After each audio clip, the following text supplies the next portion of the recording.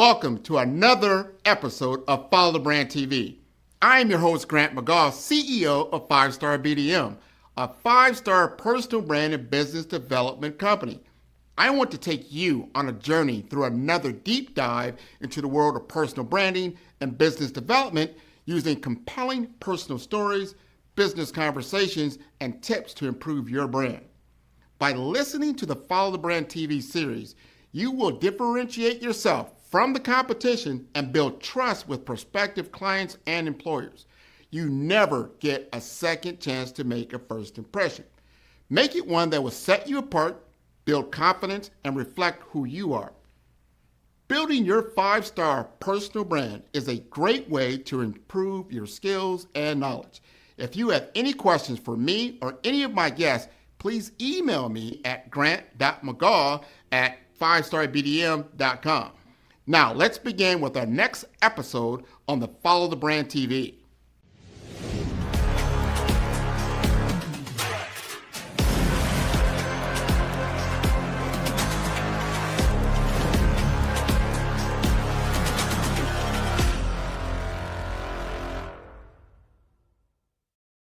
Five-Star BDM, Brand Development Masters, is a professional consulting and advisory group keenly focused on business development services for the small to mid-sized business and entrepreneurs. Although every business is unique, they often share business development challenges that can be addressed through smart branding. Services include process improvement and operations, digital strategy and transformation, business intelligence, digital marketing, and personal branding. Our business and personal branding company has helped a number of professionals and organizations to optimize and grow.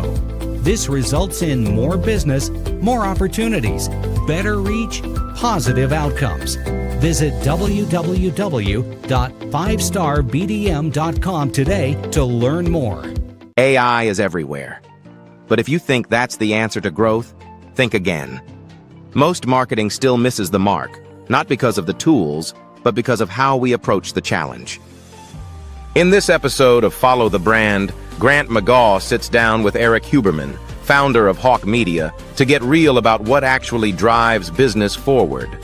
They cut through the AI hype and reveal why execution, not just technology, is what separates real operators from the rest.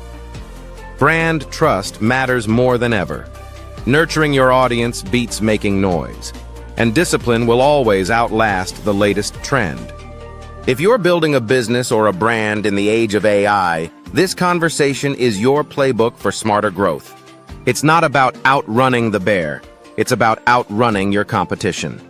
Watch the full episode now on Follow the Brand with Grant McGaugh, and learn how to stay ahead when everything is changing.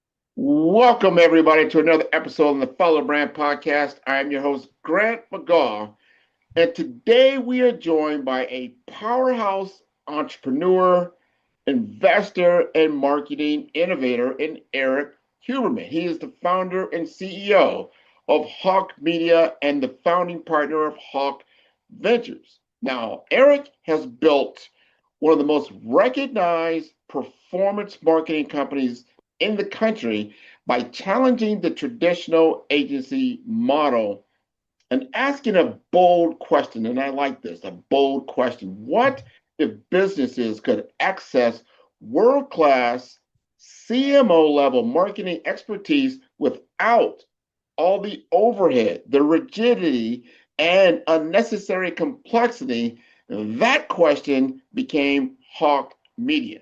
Now, he is also an author of the Hawke Method, where he breaks marketing down into 3 essential principles. They are awareness, nurturing, and trust. And in a world where marketing is constantly changing through AI, analytics, and shifting customer behavior, Erik remains one of the clearest voices on how brands can grow intelligently. So this conversation is about more than just marketing. It is about entrepreneurship, discipline, reinvention, leadership, and building something real in a very noisy world. So with that, I want to bring Erik to the stage. Welcome to the Follow the Brand podcast. Thank you for having me. Awesome, awesome. Oh, we got to get you started, right? That origin story. People were begging for what's the background after all that I just said. They're like, this guy sounds very interesting, right? So give us your origin story. Like, how did you get into this business? Yeah, I mean, I made fun of marketing majors in college and never thought that I was going to be in this, but then graduated, went into real estate a week to the day before Lehman Brothers collapsed and the whole banking industry. And that was not going to be a long-lived career unless I really wanted to make no money. I made $350 my first year out of college. So started kind of scrambling and looking for what to do and ended up launching, long story short, an online music company that I built for 2 years, got profitable, hired a CEO to take over.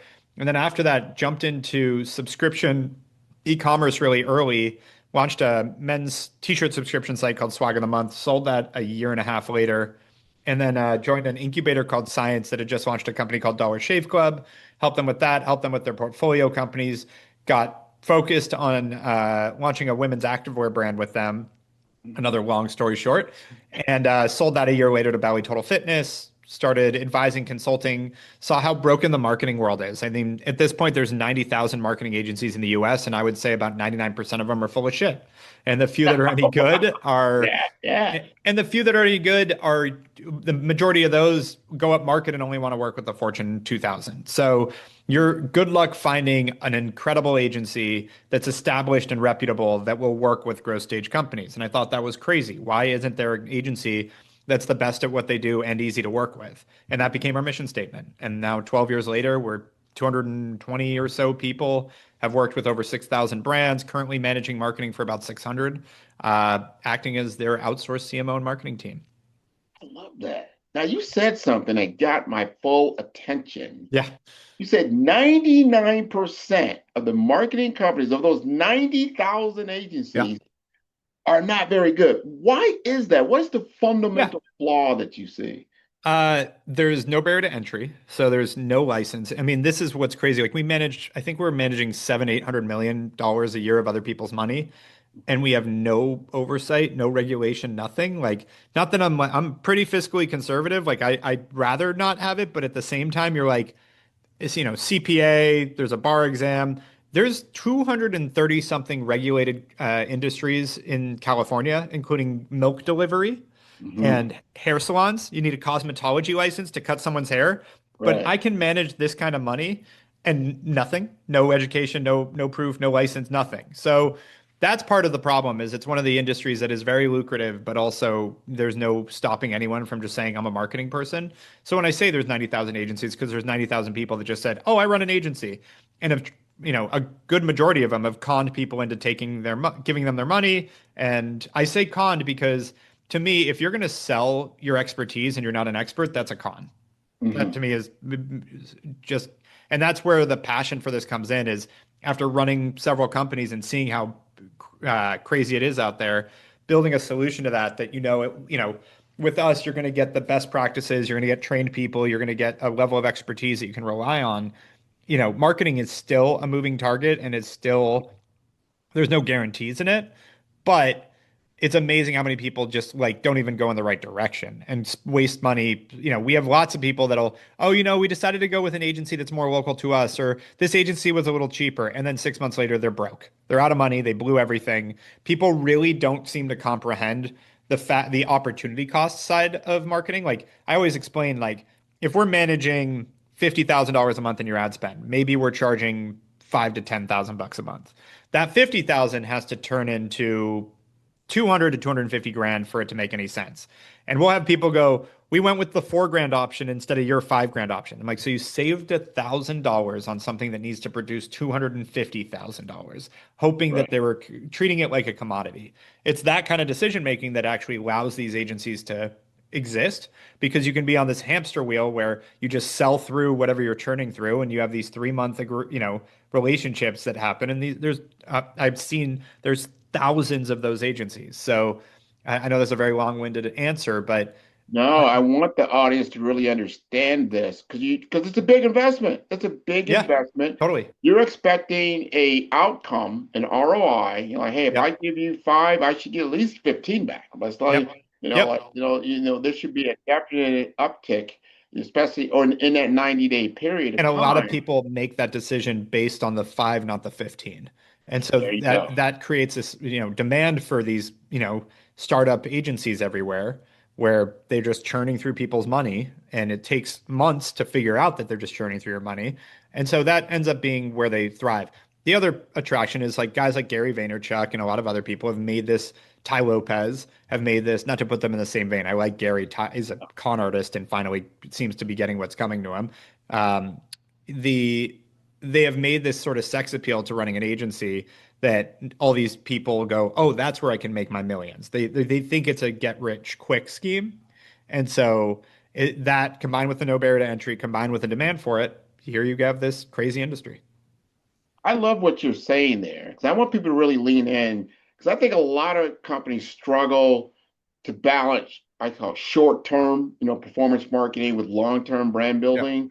And you've got to understand what it is that you're doing in this Yeah. world. Now, in your book, you simplify marketing into awareness, nurturing, and trust. Of those Yep. three, where do you think most brands fail today, and what does it take to Yeah. get that piece right? I think they fail in nurturing for the most part. Most Mm. people think of marketing as the awareness piece, which is advertising, PR, get your name out there, let new people know you exist.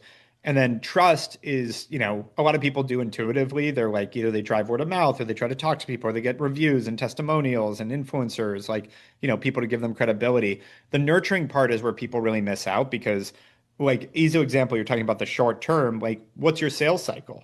Like, from the time when you let someone know you exist, the awareness piece, to when they actually buy, how long does that take? Because a lot of people, this is really funny. You'll look at your like daily report in your Facebook ads to be like, oh, well, how much did we spend today? How much did we make? Well, the average sales cycle is over a month. Mhm. So to look at it on a daily basis is not short of stupid, honestly, because you're looking at it like, and the reason I say that so bluntly is it's not because I have an expertise in marketing. Everybody understands this. No, we're all consumers too. When you go buy something, it's not you saw an ad, you bought it, you converted, you're done. It's you think about it, there's consideration period, all that. And we all know intuitively that's the case. And yet when we go to look at our marketing, because it can be teed up in this dashboard that shows you monthly or weekly and daily spend and daily performance, you think that's how you should be managing it. And it's completely wrong. And Mhm. so you've that's the part that people miss is that period from when their customers are introduced to the brand to when they actually buy, doing a lot there to make sure that you speed up that conversion process and increase the likelihood of conversion. And that's where email marketing and SMS and content and all the other things come in, retargeting. No, all those things are important because I've got this stat, and it floored me. And you said, people, I don't think a lot of companies understand that. Your customers, and you kind of alluded to it, 97%, and many may be even more than that, of your clients are not in a buy now mode. That's Mhm. important to understand. And you just Totally. said that you're not in a buy now mode. So is your marketing, if your marketing is going to a buy now mode where 97% of the people aren't ready to buy, you got some misalignment with your messaging. Would you agree with that? Yep. That's 100% what I'm saying. So we got to nail that portion of it. Where is your most of your clients at in the buy cycle through the entire sales process? You call that nurture. You got to get awareness going, Yep. nurture it before you get to that conversion. Everybody goes awareness, consideration, and then conversion. But Yeah. if you're Right. not And the real, nurturing is what you do during that consideration period. That's yeah. and post purchase too. Like lifetime value is so much more important than first purchase now that what are you doing to actually keep that person coming back and continuing to buy? hmm And once you hook them, obviously you want to keep them, right? Yeah, When it starts, because it's such a long, expensive process of exactly. acquiring, the cost to acquire a client or a customer is very expensive. You should be your biggest cost when it comes to that. And then Yep. of course you want to keep them. Now, with Hawke, I understand AI processing data, talking about artificial intelligence now, processing Yep. data across thousands, thousands of brands. Yep. What patterns right now are you seeing that most marketers, in your opinion, still miss? Still miss is a hard one. I mean, again nurturing still that same answer, but I would say what's changed a lot is the need to do everything. Like there was a period up until I'd say a couple years ago where you could run Facebook ads and then use email marketing and you could build a company that way. And now you've got to actually go back to almost the basics, but the complicated basics, where it's like you have to basically, yes, do email, yes, do advertising, and make sure your website's optimized, and make sure you're getting the name out there in PR, and make sure you're throwing events and building relationships. Like it is so noisy these days. You have to fight to get that attention, and that's a big one. Like you have to really, really, really like yeah, fight to get that attention, fight to get to get eyeballs and to keep them because there's just so much inundation. 100%, because anybody now, because of the proliferation of AI and then AI tools and skill sets, that you can create copy, you can create text, you can create audio, you can create video very easily and very quickly and less expensive than you could before. But now, of course, what you just said, that also creates a lot more noise out in the marketplace, right? Yep. How do you get your ideal client, your ICP, your ideal client profile to actually see you, right? Because if your value is not visible to them, they can't take advantage of it, right? Yep. That's a big deal, I think, right now, because you've got to get above so much other distractions that could be out there. So, what do you think that AI, especially now, how will the AI separate the next generation of winners from everyone else? Yeah, I think AI is very overhyped right now. Mhm. Very.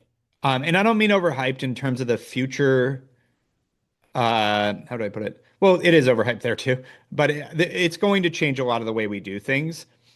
Do I think white collar jobs are going away in the next year? No, I think that's idiotic to say. And I think I can't remember who just said that. It might have been the Perplexity guy, someone that just came out and said that. It's like that's if you're like you're so if you act, you're either doing that from a marketing standpoint, which fine, respect it, do what you want to do. I prefer integrity and honesty. But if it's not out of just I'm trying to sell people in this and you actually believe that, you're in such a bubble, you're screwed. Like, and that's how I look at those statements because we're implementing it all the time. We have zero resistance here to using AI. We've been building it ourselves for a decade. There's a Mhm. ton it can do, but it's an augmentation. I equate it to the internet, honestly. It feels like the internet or even iPhones. Like it's like, yeah, if we had, we didn't know about the iPhone till the day it was announced. It was well done and they kept it secret. So, and even when it was announced, you start to pontificate on all the things it could end up changing and doing. And we had no idea that it would be this thing that now, like, basically our entire life and social life lives in Yeah. this thing.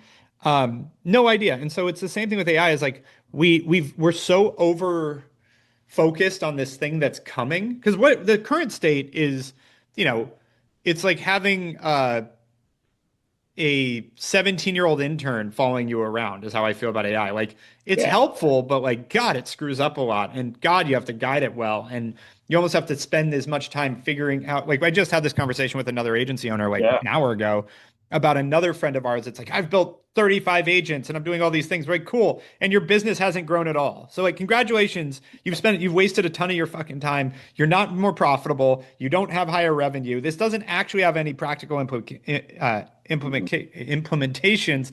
It's just the yeah, it's just exciting, which sure, cool, have fun. There won't, do I think that there's probably some benefits to using this stuff and getting native to it? Yes. But it'd be similar to getting native to the internet in 1995. Like if you don't have other priorities, sure, go spend all your time figuring it out. Maybe you'll start the next Amazon. But if you're running a business right now or you're doing stuff like use the stuff that's already working and like use it, use Claude, use ChatGPT, use these things, but use them in the right ways. Don't try to be the most innovative person in that because you're chasing the shiny object and you end up wasting a ton of time. And it never moves as fast as people think it's going to. One of my favorite references is they actually quote this in Silicon Valley, the TV show.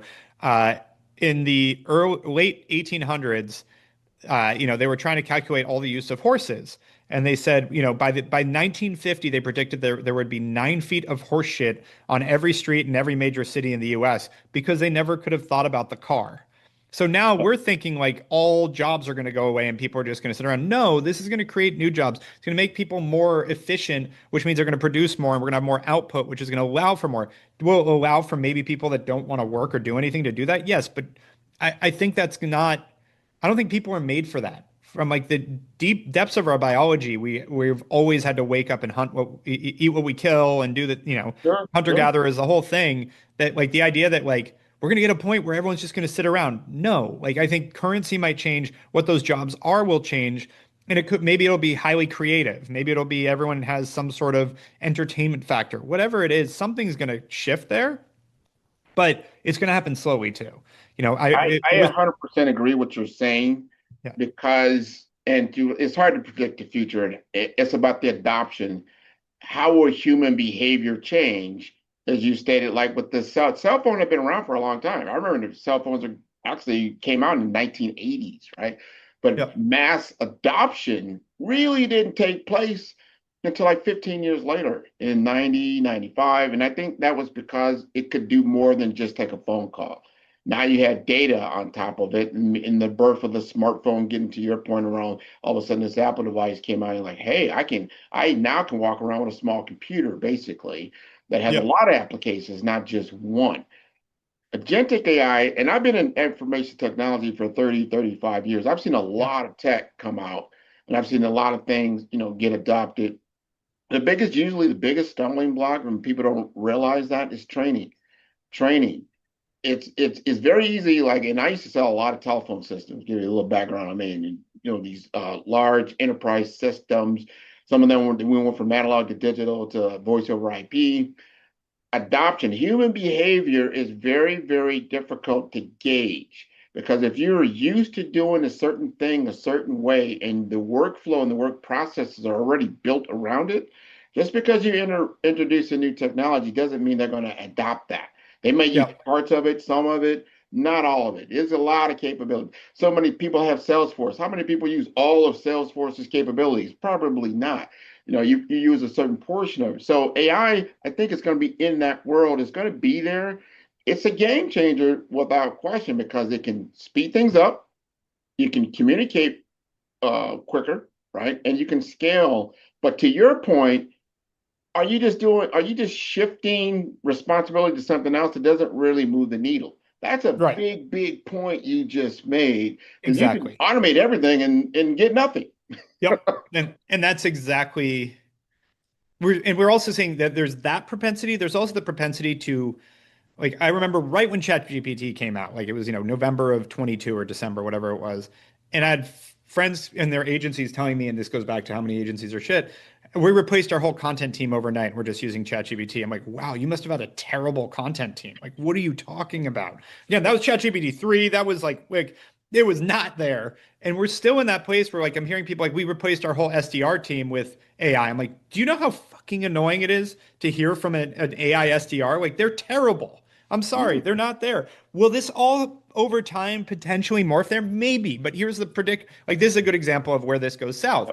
If everyone starts using AI SDRs, then everybody's phones are flooded and everybody stops answering and just gets annoying because you're just getting calls all day. So that's where, and then regulation kicks in. Like things happen. Like it doesn't just, it's not this linear track of like, oh, we do this and it's just normal. No, because everybody else does that too. So you're Yeah. not differentiating at that point. And so Mhm. that's why we look at like where do we have unique specific advantages like the data platform we built where it's like nobody else has this. This makes us more powerful. This is where we can win. And then where do we have things where we're like, oh yeah, that is kind of nice. Like creating decks. Yeah, use AI. Like it's like there's things that like tasks that you can have it do that this is where I feel for like recent college grads. Because again, AI is kind of like that 17 to 20-year-old intern. And so you don't need 17 to 20-year-old interns as much anymore. Yeah, and it's just a matter of the learning curve. We're on this learning curve of where this thing fits, Yeah. and we're going to learn it. Now, I'm going to shift the conversation just a little bit because you've emphasized that Hawk was built with no outside funding and no debt, right? I think that's a very big thing because when you're an entrepreneur and you have limited resources, you can't afford to just R&D everything. Take chances like that because you have to have a very, high probability of success in what you're doing. My Yeah. question to you is this.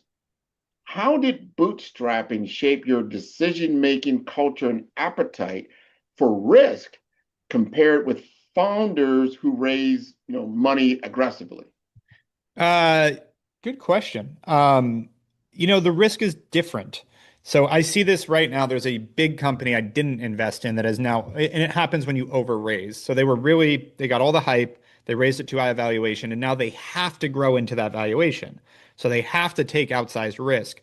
And I a lot of times I have an issue with the way risk is used with entrepreneurship because to me, like building this business, I think because I'm bootstrapped, the risk was mitigated significantly. I don't have anyone else waiting for their returns, looking for growth targets, waiting for it to hit something. So like if I have a bad year, I make a little less money. If I have a good year, I make a little more. That's there's the risk. And even when you try, okay, so now we're at that stable place, but let's take it back 12 years. Yeah. The risk of will this work and will it succeed? Well, if you don't have any outside capital or any debt, the only way a business fails is either they get underwater financially or the leadership gives up. That's it. There's no other reason. So as long as I'm retained, meaning I want to keep doing this and it's entertaining me and I don't have a better opportunity, I'm not burnt out, those kind of things. And I don't get underwater financially, which without debt or some crazy, office lease I can't afford or something, will be all right. Then it's just about living, being conservative. Like this is a good example. I've been thinking about expanding our office significantly, and my entire team, I've built the culture. They're like, don't do it. Like, well, it's a great opportunity. They're like, yeah, but we don't need it yet. I'm like, but we might need it in 6 months. We might. And in 6 months, we'll figure it out. If that office is gone, like it's like this is the tone. And so I've built a culture of that where it's like, don't, because they know like if we make a bad move, people lose their jobs. Like things go bad. It's a problem. So you end up with a very even though like I think most people from the outside, because of cliches, would say you took the risk to get there. I'm like, I gave up the idea of working for someone else and maybe getting fired because they had a bad day and just put it on myself. Like, I think a lot of people don't want the responsibility. I don't know that risk is the word. I don't get to turn off at night. If there's a problem, it's on me and I get to stay up and fix it. And like, I get to deal with the biggest issues of the company all the time. That's on me because the worst case scenario for an employee is you got to get another job, which sucks, but it's not as bad as losing everything. And so there's definitely more at stake with entrepreneurship and more demand, and it's harder for sure. But I don't know that it's riskier. I like that. Now I'm gonna look at this from a venture lens, right? 'Cause you've got Hawke Ventures as well, and you've invested in a lot of startups Totally. and some technologies and marketing. So Yep. when you evaluate a company, what tells you that a funder or founder, I should say, has a real growth engine versus just a good Yeah. pitch deck? I think people need to know that.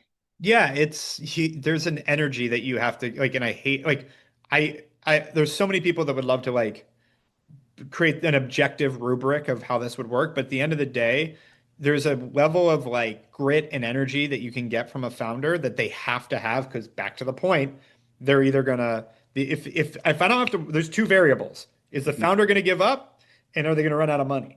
Mhm. So let's start with the founder. Make sure this is someone that's not going to give up because I've had it. I've had great companies where the founder gave up. COVID, we started investing. I've been investing since 2015, and COVID, we had a one in particular that just had the best opportunity in the world to build something with COVID, and instead stuck their head in the sand and missed the whole thing and blew up the company. So, or ran and then ran out of money. But it was the founder giving up, is what that felt. And then just hoping that they're responsible enough with money. Because I've had another founder that like guy would run through a fucking wall, but he tried to run through the wrong wall and blew, a huge amount of funding and bankrupted the whole company like overnight.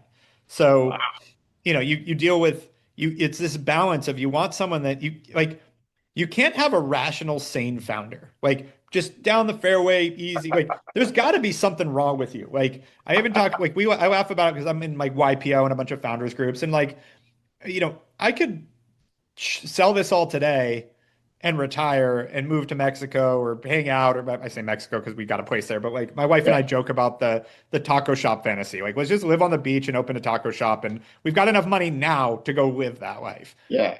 but I don't want to because I'm here to achieve. I want to build something world class. Like I'm not doing this to pay the bills. That thankfully that level of Maslow's hierarchy ended about 12 years ago when I started the company. I haven't been Mhm. worried about my personal finances since I started Hawke. So now it's like, how do I build something crazy and world class and massive and really, change the world with this thing? And that's what drives me.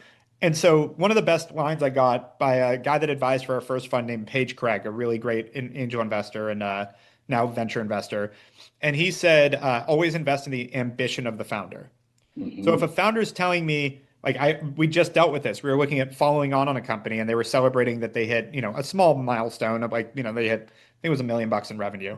And I was like, yeah, cool. Like that's great. Celebrate. I actually am not that good at celebrating the small wins. So like, good for you. You hit 1 million, but like you've raised some good money. You've got to get this to like 50. Like, so what is your timeline looking like? Because I was like, if they are celebrating going from like 1 to 2 next year, Yeah. we are not investing anymore. If they're saying they're going from 1 to 3, we can talk about it. And then we got the number back and it was like 1 to 6. Like, Mhm. okay, this is a best like that as long as that's what they're aiming for, because that's the other piece is, you may not always hit your goals, but by nature, by aiming at them, you're going to Yeah. make different decisions to get You're gonna there. get all, yeah, you're gonna get all the grit, like you said, Yeah. everything that you have in the tank, you're gonna just put it out on the field. I think Yep. that's important. I gotta ask this question because I can hear Yep. my audience already asking me. All right, you gave us a little bit of that origin story, but how did you build the brand? Give us that point where you just saw it, you were grinding, you got it to and then it just took off. I mean that point, that's what people like, that point of change. There wasn't It was just day by day for 12 years. Like it's just grown and grown and grown. And there's been harder days and harder weeks and harder years. And there's been easier days, weeks, years, but it's just one foot in front of the other from day one. And there isn't like some hockey stick, just like, oh, boom. It just there it Yeah, was. And yeah. I've had many times I thought it was going to be the thing. Like we have our best-selling book, The Hawke Method. Like I thought this is taught in a bunch of Ivy League MBA programs, and I thought that was going to put us on the map. And nope, I mean, listen, it has an effect, but it's not the thing. Then we had a TV show with Cedric the Entertainer and Anthony Anderson helping them launch their barbecue brand on Yeah. A&E and on Hulu. We have our own TV show. This is going to be huge. I'm going to be like the Marcus Lemonis or, Mark Cuban. This is going to be huge. Yeah. Nobody watched the show. So it's like, or I shouldn't say nobody, but like All right. It it wasn't as big wasn't, as you thought. it Yeah. was the best impact that had was taking the clips from the show and running it in our own content, our own ads. Mm. So you do these things where you think you're gonna have an impact and you just keep trying, and then each of those things do something small. But I'm working on a massive deal right now that if I ran the numbers and my optimistic self says this could legitimately double our business, like this Yeah. very specific deal. How it's going to actually work out? Probably 10 or 20% growth. Like, just to be real. Like, it's like, I think it'll have an impact, but I don't think it's going to be like the game changer. And, we'll have this conversation. It's just doing so many of those all the time and constantly pushing that you just edge through this stuff. It's very rarely is it like this one thing. Now, let me ask you this. Based on what you just said, would you invest in yourself? Yeah, I do all the time because this is actually a good piece of advice I got. By every day, by not selling, I'm making the decision to buy. Mm. Like Mm. let's, whatever hot like round numbers, I'm not saying it actually is. Let's say we're worth $100 million. By not going and selling the company, I'm making the decision to invest $100 million in Hawke right now. Right, right, right. So it's that kind of, thought, and I think about that all the time with different aspects, different investments too. This came up because I was talking to a very bright investor friend of mine, and I'm trying to remember which business it was, but I was like, I'd already cashed out my initial investment, so I'm like, it's house money now. And he's like, what? And I'm like, yeah, I invested 50 grand. I already made my 50 grand back. I'm letting the rest ride. He's like, no, that's not house money. That's your fucking money. What are you talking about? He's like, and I think it was worth 150 grand. So he's like, that Yeah. $100,000 that you chose not to take off the table is you making the decision to invest $100,000 in that today. So like every investment I look like, the only caveat to that is taxes. So Hmm. like right now, I think the S&P is, and it's ripping again today. I think Yeah. it's very high. Over the next 10 years, it'll be higher, I'm sure. But if it were, a next 2 year decision, I would bet on the S&P being lower in the next 2 years at some point and definitely not having 9, 10% returns, which I can get in other places. So if it wasn't for the government taking 50% of my gains that I've had the past 5 years, I would sell that right now and put it into other things. So taxes are what stop people from moving stuff around in that sense. But thank you being in California too. But other than that, when it comes to my own company, et cetera, it's always that piece that you have to think about. Is like I could sell this today, so instead I'm making that investing decision. Same thing with any venture deal. By not going to market with this, by not getting bought out in that next round, you're making the decision to invest again. And if it's venture, which like we have other people's money, you're making that decision on behalf of other people too. I want you to give some advice, especially to entrepreneurs in general, business people that own their own companies, right? Or starting on a journey. Because it's one thing to understand what you do, whether maybe you're in marketing, maybe Yep. you own an auto shop, or maybe you're into car dealerships, whatever it may be. That financial conversation, the business, or they say the language of business is finance. How did you get that acumen? When did you start learning and really understanding the financial Yep. world and how to operate? Because as you said, you could crash and burn because you didn't run the numbers correctly or you took some big risks. Yeah. Help us understand that. A few things. One, this is my fifth business, so I've had to look at P&Ls for a long time and learn more and more and more. And thankfully, back to being bootstrapped, this started with me by myself making like income from consulting and then figuring out what I was spending on. Like I was running QuickBooks myself for the first 2 years, I think. So I had to just learn. I went to, undergraduate business school, so there's a little bit there. Mhm. And my dad was an entrepreneur, taught me numbers. I always had a head for numbers because I was raised that way. We used to like arc on car rides instead of playing, I Spy or, playing or singing songs, we'd do math games and money games. Like he'd be like, I have 2 dimes, a penny, and a quarter. How much is that? 46 cents. Like it was like quick mental math. And so it's still to this day, I'm really good at like I've almost have a photographic memory for numbers. So like I can remember what and understand numbers in a different way. That helps. And then on the finance side, like in terms of like investing, et cetera, my wife's in private equity. I've been with her almost 12 years, or no, 12 years. So I was exposed to that and it reminded me of what I've seen with most industries. Once you get behind the hood or under the hood, you realize it's not that complicated. Like all Yeah. this stuff is pretty simple. And if it's complicated, it's probably going to fail. That's where you get the mortgage crisis in 2008 because of what are they? I forgot what they called them, but the derivatives that they built. Mortgage-backed securities and then but the derivatives off of mortgage-backed securities. Like this is where you get complicated and then people don't understand it and it fails. So same thing when it comes to all this is like you got to keep it simple, pretty straightforward. You learn along the way, you make mistakes, you move forward. And I think the thing I've realized more than anything goes back to like the only reason two companies fail is underwater financially, to be responsible, and like keep going, keep pushing, and pushing. Not, and I think push is an important verb in this because it's not hanging out. It's not waiting for it to change. It's constantly trying to find how to fix things. We're in a great period in the business right now because at the end of last year we had a great meeting about where we were struggling. We identified some really key points and I looked at the leadership, which I also spent all last year. One of my issues was leadership and I brought in some really great people and looked at them and said, "Okay, we agree these are the problems. Yeah. How are we going to fix them?" Figured out. Great. Boom. And now here we are having some of the best months we've ever had because we made the changes with the problems that we spotted and like but it was proactive. It's not Yeah, waiting for it yeah. to get And you're better. all in on it. I Yeah. like that. I like And that. you just keep doing that and again like the days are long but the years are short. Like it sometimes feels like a lot of work but then you look But up you're and having fun. I feel the yeah. energy from you. You're having fun. We've talked Yes. about business. We've Yes. talked about technology. We've talked Yep. about finance.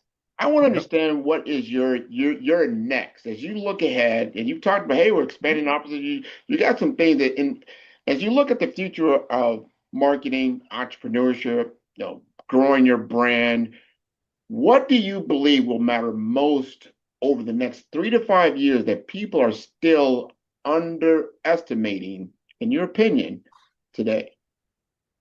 Hmm. I mean, I think people. Mhm.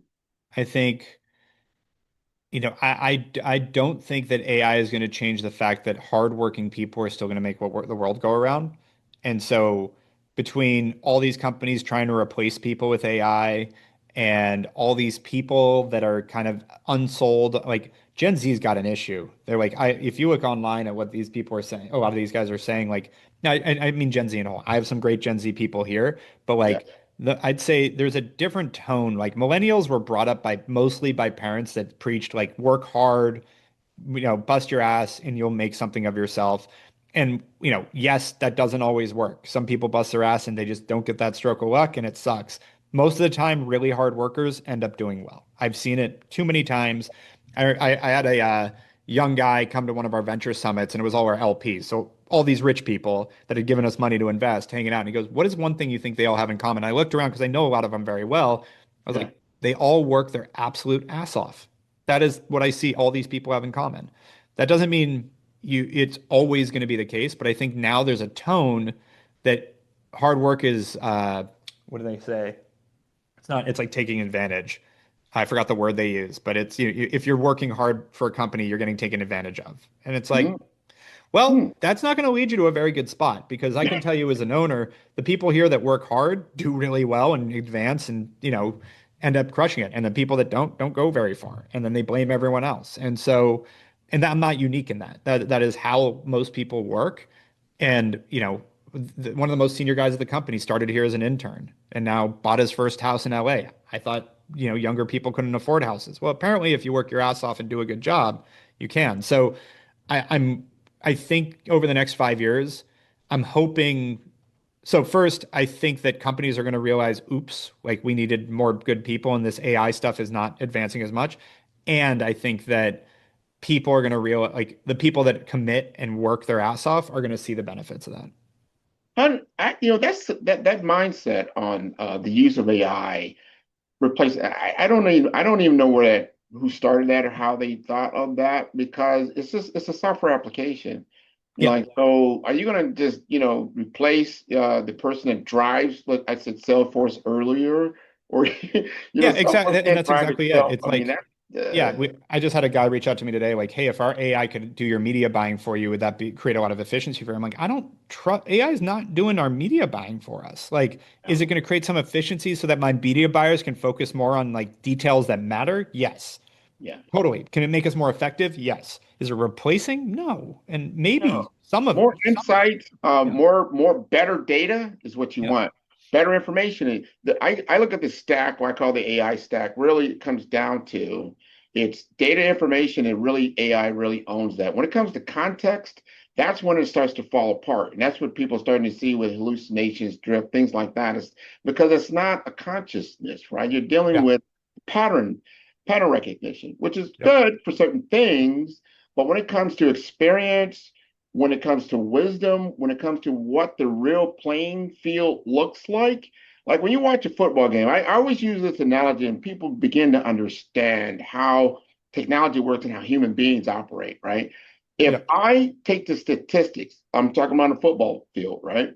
And I see, right, that Erik, most of the time he runs a 4-4 40-yard dash, right? And so Yep. you know what? I'm going to run a play that unless he runs 4-3, he's not going to be able to tackle me, right? And Yep. that's your precision that you have there. What you don't Exactly. understand is that that's something that's static and set in stone. Human beings are dynamic, right? Yep. You may have been running a Exactly. 4-4 for a while, but all of a sudden you see an opportunity, you leaped to a 4-3 or 4-2, and you're like, Yep. whoa, where did that Yep. come from? That potential is always there. So that's what throws the calculations off. That's exact. You're nailing it. It's what do people do? Like, and what I'd use in that example, I got new running shoes and now I run a 4-2. You never anticipated new running shoes because I had Yeah. never changed them. And it's like, so, in this dynamic, it's like we can't anticipate. So like to me, you can get really anxious trying to predict the future because it's impossible. And instead, it's like just work with what you have now, keep moving, and keep adapting. Because another one of my favorite recent metaphors I've talked about a lot is the joke about two guys are walking through the woods and a bear comes out and starts charging them. And one guy bends down to tie his shoes. The other guy looks at him and goes, "What are you doing? You can't outrun a bear." He goes, "I don't have to outrun a bear. I have to outrun you." That's how I feel about AI. I just have to stay nimble enough and, innovative enough to beat other people. So if my challenge is not beating AI, it's beating other agencies and other marketers, that's easy. I'm not Mhm. worried about that. I'm worried, if I spent all day trying to figure out like what crazy technology was coming or when aliens are going to arrive or whatever other unpredictable or crazy thing I want to pontificate on, that's a great way to drive yourself nuts. But here's where the facts we have now. And so what am I going to do with them and then move forward and pay attention? I 100% agree with you. Can't anticipate. No one can anticipate everything, especially big moving things. And Right. now we've got a war going on. Who Right. predicted that? Wait, I have the news right in front of me. Apparently, he announced that it's over. Who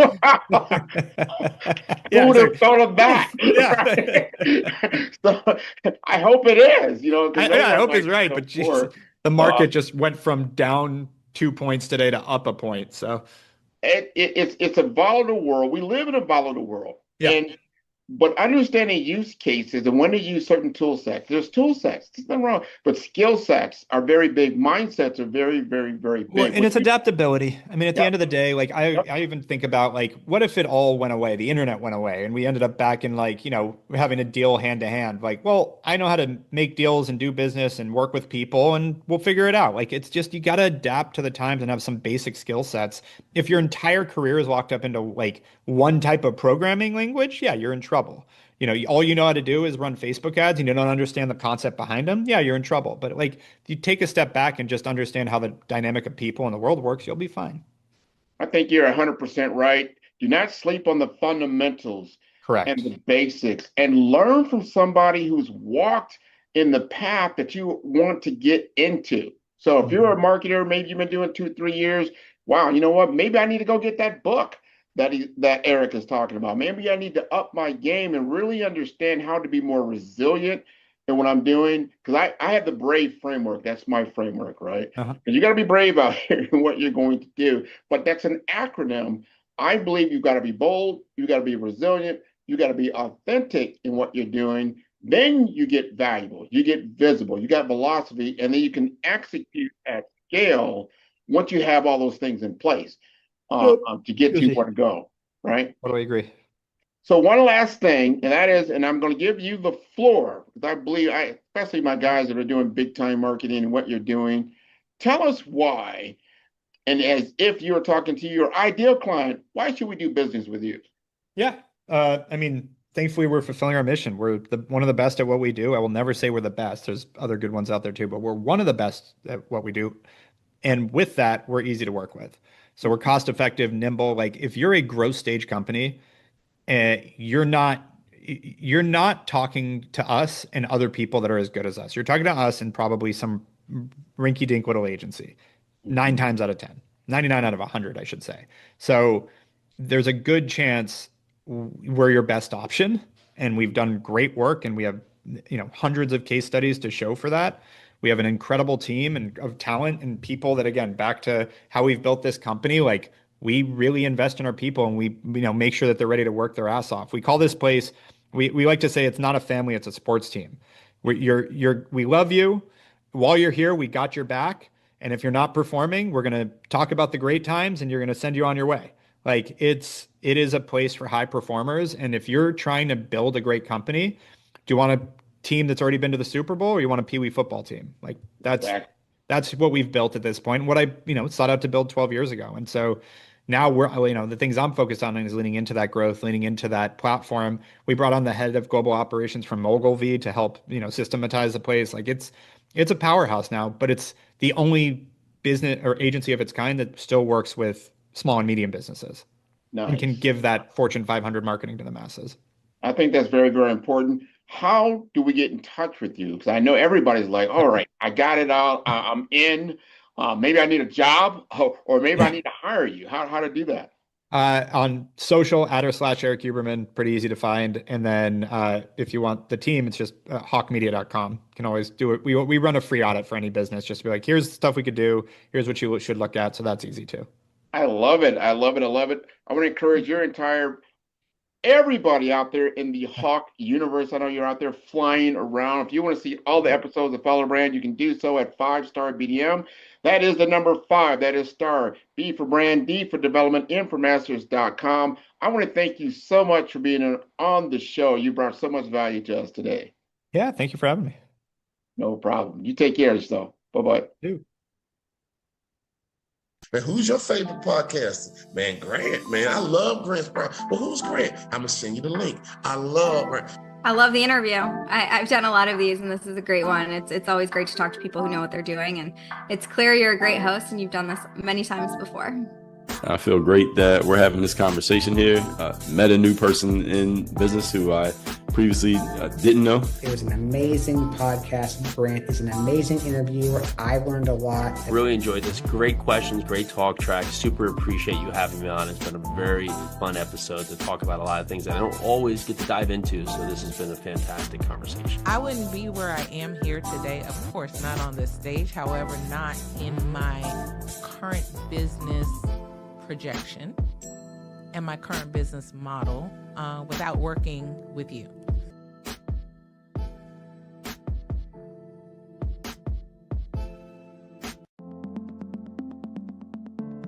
The difference between influence and legacy, it's the platform that carries your voice.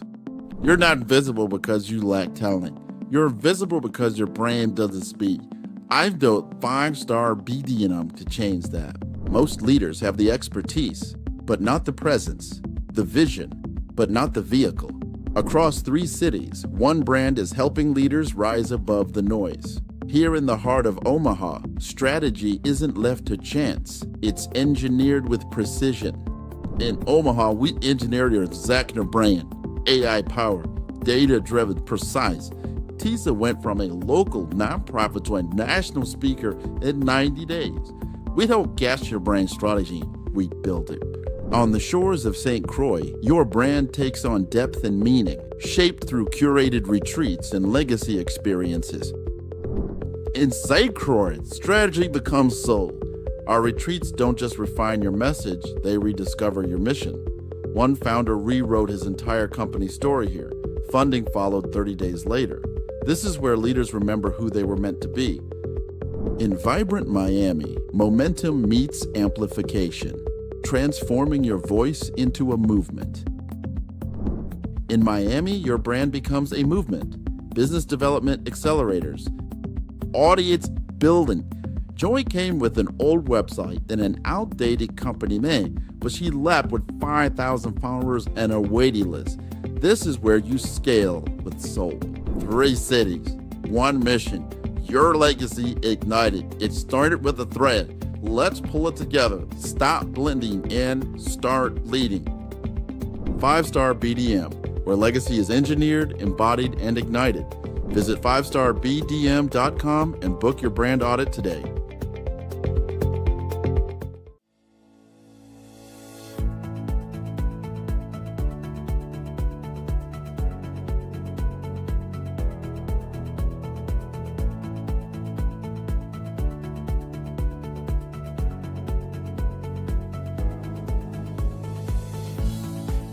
I want to thank everybody for coming out here and joining our center here at the Enterprise, L96 and L. This is the grand opening of 5-Star BDM in Omaha, Nebraska, my hometown, and I can't wait to bring these services in healthcare, technology, and finance to all of you.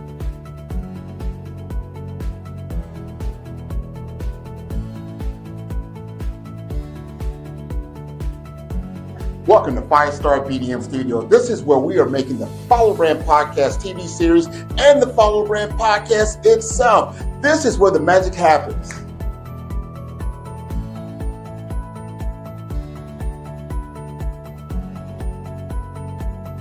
Thank you again for tuning into the Follow Brand Podcast. I am your host, Grant McGaw. We are going to feature those who are looking to scale and grow their business to the next level in the world of healthcare, the world of technology, and finance. I want to thank you all for tuning in week by week, because this is how we grow our brand to the highest level.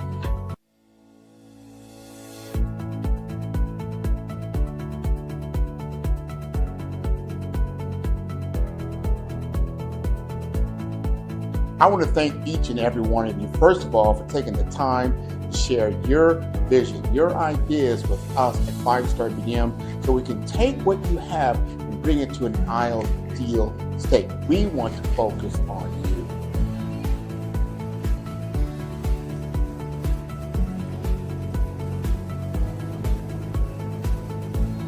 Welcome to the Follow Brand Podcast. Today we're going to talk about unleashing your visibility of value. One of the biggest problems that small business owners have is that their value is not visible. We change that for everyone. Now, for 5-Star BDM, and you're looking to be a client, you're looking to scale, you're looking to move yourself to a whole nother level.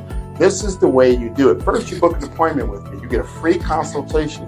We're going to talk about where you're currently at in your journey. We want to understand your brand assessment. From there, we start with the BRAVE framework. And the BRAVE framework that I have patented, I have a copyright and a trademark on. We're talking about brand identity. We're talking about resilience. We're talking about authenticity. And we are talking about visibility and execution. If this rings true for you, it'll ring true for your business.